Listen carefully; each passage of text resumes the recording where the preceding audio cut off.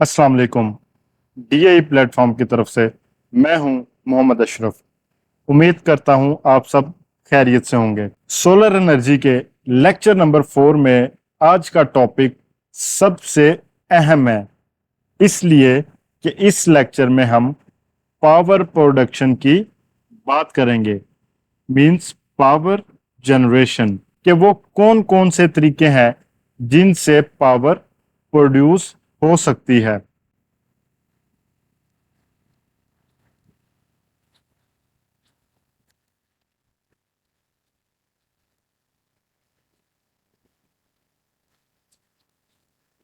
तो सबसे पहला पॉइंट हम कि वो मेथड्स देखेंगे जिनसे पावर प्रोड्यूस होती है। इन तरीकों में हम देखेंगे कि कौन से मेथड्स ज्यादा इकोनॉमिकल या फिजिबल हैं।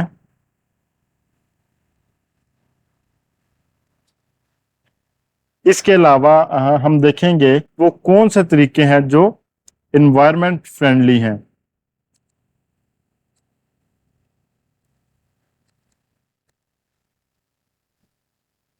यानी जो माहौल के लिए साजगार हैं, जिनको हम ग्रीन सोर्सेज भी कहते हैं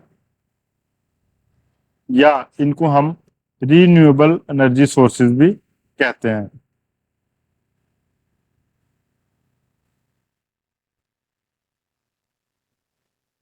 इन सब तरीकों के मुतल्लिक हम एक छोटी सी वीडियो भी देखेंगे कि किस तरह मुख्तलिफ तरीकों से पावर प्रोड्यूस होती है। पावर प्रोडक्शन के मुख्तलिफ तरीके हैं या जिनको हम रवायती तरीके भी कह सकते हैं। उनमें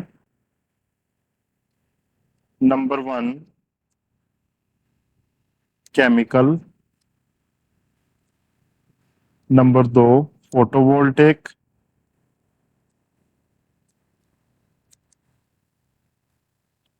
नंबर 3 इलेक्ट्रोमैकेनिकल,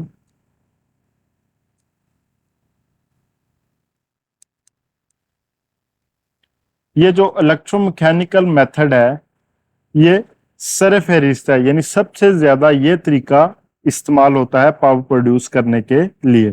इन सब तरीकों में जो एनर्जी है वो एक हालत से दूसरी हालत में तब्दील होती है, जिससे बाद में हम इलेक्ट्रिकल पावर या इलेक्ट्रिकल एनर्जी प्रोड्यूस करवाते हैं या करते हैं। ये जो तमाम कन्वर्जन है ये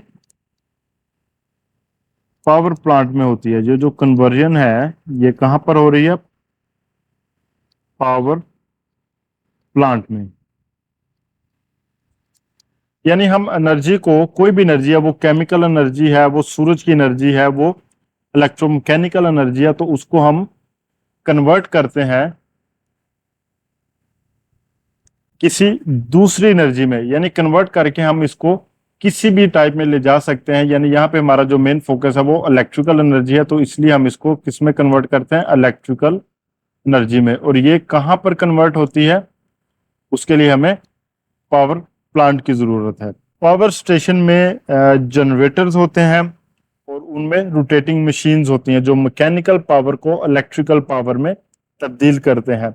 आमतौर पर मैकेनिकल पावर फॉसल फ्यूल्स की मदद से हासिल की जाती हैं, जिसमें कोल है, ऑयल है, नेचुरल गैस वगैरह शामिल हैं। जबकि कुछ जगहों पर न्यूक्लियर पावर का भी इस्तेमाल किया जाता है इलेक्ट्रिकल पावर प्रोड्यूस करने के लिए। तो ये जो पावर प्लांट्स में हम पावर प्रोड्यूस कर रहे हैं वो काफी तरीकों से प्रोड्यूस हो रही है, जिसमें नंबर 1 कोल है, नंबर 2 ऑयल है, नंबर 3 नेचुरल गैस है और नंबर 4 न्यूक्लियर एनर्जी भी है, लेकिन ये कुछ जगहों पर ही इस्तेमाल हो रही है। लेकिन यहाँ पे जैसा कि हम सोलर एनर्जी की बात कर रहे हैं, तो सोलर एनर्जी एक रिन्यूएबल एनर्जी सोर्स है। तो आजकल जो इलेक्ट्रिकल पावर है वो ज्यादातर रिन्यूएबल सोर्सेज से हासिल की जा रही है।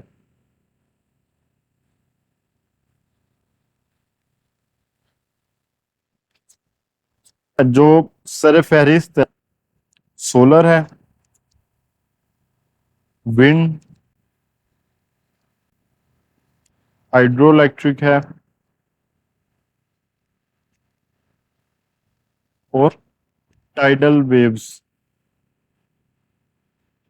भी शामिल है इसमें। और ये जो मेथड्स हैं ये दिन ब दिन मकबूल हो रहे हैं, यानी इनका इस्तेमाल बढ़ रहा है। फ्यूल की कॉस्ट और प्लांट की एफिशिएंसी से ही इलेक्ट्रिकल पावर की कीमत का अंदाजा लगाया जाता है। तो इस वजह से यहाँ पे फ्यूल और प्लांट की कॉस्ट से बचने के लिए हम जो रिन्यूएबल सोर्सेज हैं उनकी तरफ मूव कर रहे हैं। तो यहाँ पे हम रिन्यूएबल एनर्जी के बारे में बात करते हैं कि रिन्यूएबल एनर्जी सोर्सेज कौन कौन से हैं।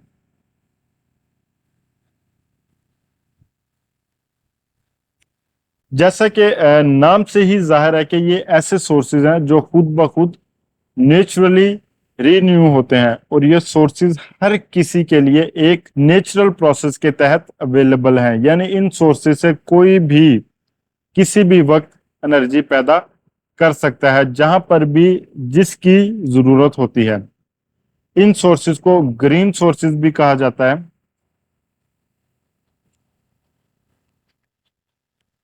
क्योंकि इनसे किसी किस्म की जो पोल्यूशन है वो प्रोड्यूस नहीं होती और माहौल पर भी कोई असर नहीं होता। कुछ कॉमन सोर्सेज के बारे में देखते हैं यहाँ पे। तो यहाँ पे मैं सबसे पहले लिखता हूँ विंड, सेकंड पे मैं यहाँ पे लिखता हूँ सोलर, और थर्ड यहाँ पे हम लिख लेते हैं हाइड्रो, और यहाँ फोर्थ पे मैं लिखता हूँ बायो मैस को। विंड में हम क्या करते हैं, जो एयर की काइनेटिक एनर्जी है उसको हम कन्वर्ट करते हैं इलेक्ट्रिकल एनर्जी में। इसी तरह सोलर की जो रेडिएशंस हैं, यानी सूरज की जो रेडिएशंस हैं, रेडिएशंस ऑफ सन, इनको हम कन्वर्ट करते हैं इलेक्ट्रिकल एनर्जी में।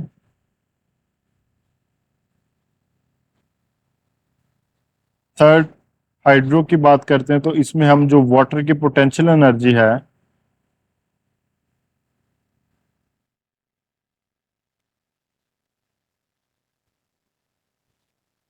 उसको हम कन्वर्ट करते हैं इलेक्ट्रिकल एनर्जी में।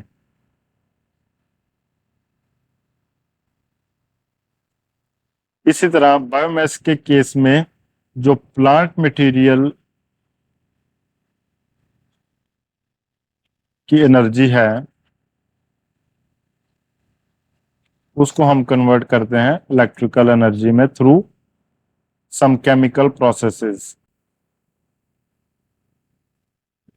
तो ये कुछ रिन्यूएबल एनर्जी सोर्सेज हैं जिनकी मैंने कन्वर्जन को यहाँ पे बताया कि किस तरह हम मुख्तलिफ जो नेचुरल सोर्सेज हैं उनको हम अपनी मर्जी के मुताबिक जो हमारी ज़रूरत है इलेक्ट्रिकल एनर्जी उसमें हम कन्वर्ट करते हैं।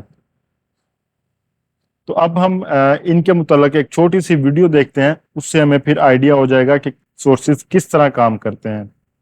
एनर्जी कंजम्पशन हमारी ज़िंदगी का सबसे बड़ा हिस्सा है। हम एनर्जी की मदद से खाते हैं, हम एनर्जी की मदद से सफ़र करते हैं, हम एनर्जी की मदद से काम करते हैं, और एनर्जी की वजह से ही हम कम्युनिकेशन कर सकते हैं। लेकिन सबसे बड़ा सवाल ये है कि ये एनर्जी कहाँ से आती है। आज हम अपनी ज़रूरत की सबसे ज़्यादा एनर्जी कोयले, तेल और नेचुरल गैस से हासिल कर रहे हैं, जो कि फॉसल फ्यूल्स हैं। इसके अलावा हम कुछ एनर्जी बायोमास, न्यूक्लियर और रिन्यूएबल सोर्सेज से हासिल कर रहे हैं। फॉसल फ्यूल्स जमीन से निकाला जाता है, जो कि लाखों साल पहले जमीन में मौजूद जानदारों की बाकियात और पौधों वगैरह से बना होगा। इसी तरह बायोमास पौधों और जानवरों के वेस्ट को केमिकल रिएक्शन की मदद से कन्वर्ट करता है, जबकि न्यूक्लियर एनर्जी यूरेनियम और दूसरी तापकार मटेरियल के फ्यूजन से हासिल होती है। और आखिर में रिन्यूएबल सोर्सेज जो विंड और सोलर की मदद से हासिल होते हैं।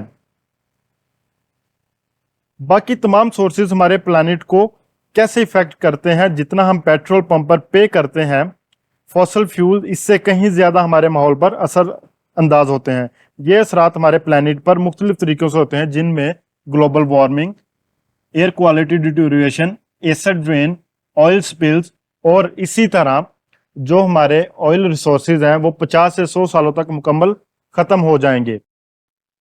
हमें इन सब के मुतल्लिक जल्द ही कोई हल तलाश करना होगा, और खुशकिस्मती से हमारे पास एक हल मौजूद है, वो है renewable energy sources. Renewable energy sources हमारे पास लाइफ टाइम के लिए मौजूद हैं, जबकि फॉसिल फ्यूल सिर्फ वन टाइम यूज के लिए हैं। रीन्यूएबल एनर्जी सोर्सेज में सूरज, विंड, रेन, टाइड्स, वेव्स और जियोथर्मल शामिल हैं। इनका जो सबसे बड़ा फायदा है कि हमें अपने प्लैनेट के लिए किसी किस्म का कॉम्प्रोमाइज नहीं करना पड़ता। तो हम फॉसल फ्यूल से रिन्यूएबल एनर्जी की तरफ कैसे जा सकते हैं?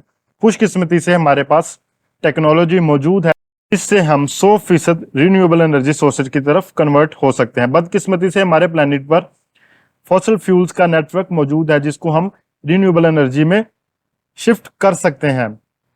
तो अब हमें क्या कर सकते हैं कि अब आने वाली नस्लों को कोई ऐसा प्लेनेट देना चाहते हैं जो पोल्यूशन से भरा हो, या ऐसा प्लेनेट जो ग्रीन प्लेनेट हो। तो हमें 100% इसके बारे में सोचना है।